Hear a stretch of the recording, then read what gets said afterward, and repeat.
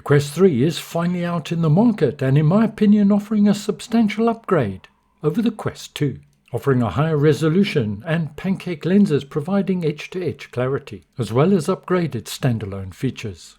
The Quest 2 was the best-selling VR headset in the market, so it was no surprise to find a competitor on the market not too long after its launch, and it came from VR company Pico. It was the Pico 4, competitively priced, and hardware-wise has a lot in common actually with the Quest 3.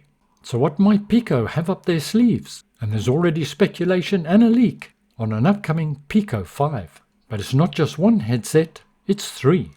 Welcome to the Sim Hanger, my name's Mark, thank you very much for watching, and let's get started. Firstly, a quick word from this video sponsor. The most expensive component in your VR headset are your lenses. Protect your lenses and your eyes with lens inserts. VR Wave can make lenses to your prescription, or maybe you don't wear glasses but want to protect your lenses. Then look to get blue light and anti-glare filter. This will reduce stress on your eyes, reduce the chance of motion sickness, means you can stay longer in VR. VR Wave produce lenses for most VR headsets, link in the notes below. The speculation surrounding the Pico 5 comes apparently from a leaked Chinese document detailing the specifications of the 3 models planned, and subsequently an English translation of this document was posted on Twitter by Catnor VR, link in the notes below. According to this unverified document, the Pico 5 will come in 3 versions. The Pico 5 to take the Quest on head-to-head, Pico 5 Pro, and the top of the line Pico Pro Max. Let's have a quick look at this document. It's always an odd coincidence when a competitor's document is leaked just before a new product is launched. But hey, I'm just being a skeptic. But in my mind there's no doubt that Pico are working on the Pico 4 successor and will have the Quest 3 market firmly in their sights, as shown in the document. The Pico 5 will offer a higher resolution at 2560 by 2560 and also feature the ringless controllers. Prices on the document are in Chinese yen, and the US dollar equivalent is just my guess. Planned for preview in February 2024 with a release in April. It'll also feature the XR2 Gen 2 Snapdragon chip and pancake lenses, which it says are 2nd generation. Not clear on what that means. Let's turn now to the second headset in the lineup. It's the Pico 5 Pro. This headset will have all the features of the Pico 5, but also have built-in eye tracking, as well as having the ability for face capture. No mention of a depth sensor. It'll have the same resolution, same lenses, and according to the document priced at $599.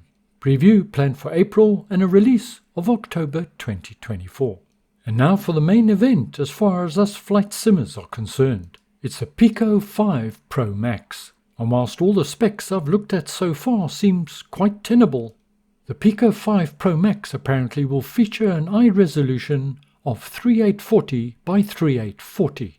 That is a massive resolution. The Pimax Crystal, for example, which has the best visuals in my opinion at the moment, for a consumer-facing VR headset, has a resolution of 2880 by 2880.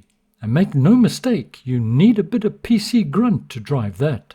Now the Pro Max will have a DisplayPort that will assist, but unless perhaps it's got something we haven't seen in terms of AI support for the graphics, I remain skeptical about the practicality of such a resolution given the current hardware constraints. Perhaps maybe with an NVIDIA 6000 series. As one would expect, it's going to take a fairly substantial hike in price, based on the document, about $1,100 US, but if it was able to perform at this sort of specification realistically within, say, flight simulation, well, by today's standards, that'd be a bargain. Product announcement based on the document again is April, with market entry in and around December 2024. If this does turn into reality, well, it may almost be a disappointment that it's retained the LCD display. But right now, regarding the Pico 5 Pro Max, well, I'm more than a little skeptical on the specifications. Please bear in mind though, all this is of course speculation. But based on Pico's reaction to the Quest 2 with the Pico 4, which already has a higher resolution than the Quest 3, we can, in my opinion, expect a fairly aggressive reaction from Pico. Of course, as things currently stand, the Pico 4 is not available for sale in the States, and the same would probably apply to the Pico 5. Pico as a company is owned by ByteDance, so will not be everybody's cup of tea, but this certainly seems to be an exciting development, and we certainly need more VR headsets in the $400 to $600 price range to enable much needed growth in the VR market.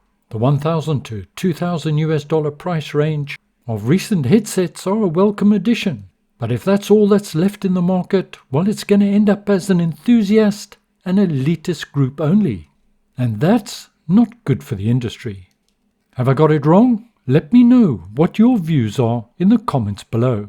Thank you very much for joining me today. I hope you found it useful and informative. Stay well, see you soon, and ciao for now.